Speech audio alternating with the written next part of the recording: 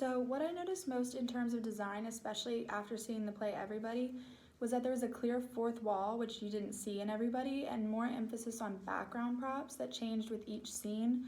So this meant that the play relied more on the props than the differentiation between characters, because the props were used to make it evident to the audience that there had either been a change in time of the play, for example, when the two professors are talking in modern times versus the older setting of the general timeline of the play, or just a change in the setting of the scene. If you were in someone else's house or in the courthouse or at the hanging scene, and it pretty much relied more on physical props rather than costume design.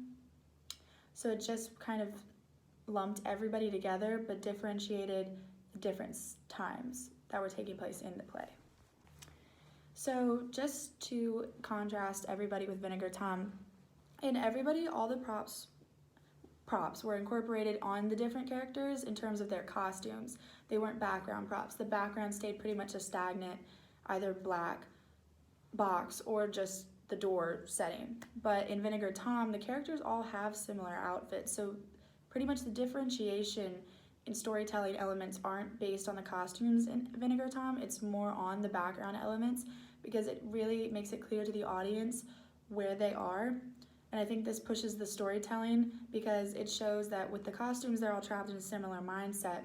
But to differentiate between these characters all in the same costumes, they use background props, because the wealthier man might have nicer background props to show of his wealth, and the poorer people might just have clothes and kind of shambly beds. So I think it just drove home the storytelling to differentiate without using costume elements.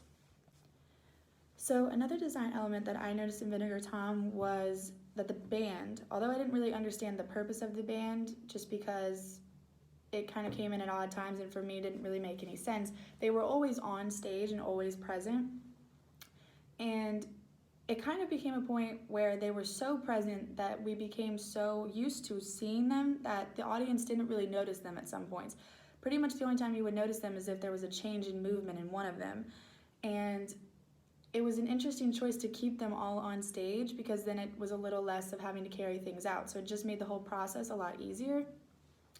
And it was just sort of, by having the band, it made the entire play a little bit less serious and severe and in your face. It was sort of a little bit of a break in sort of just the severity of this entire subject matter by having the band there.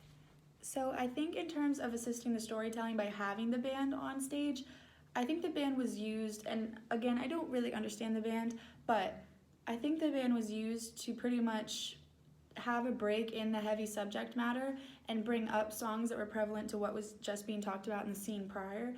And I think by doing so, it sort of lessened the seriousness of the entire play and made it a little bit more understandable, and sort of the edgy rock tone of the band kind of just drove home this very feminist and tough mindset that was pretty much the entire backbone of the play.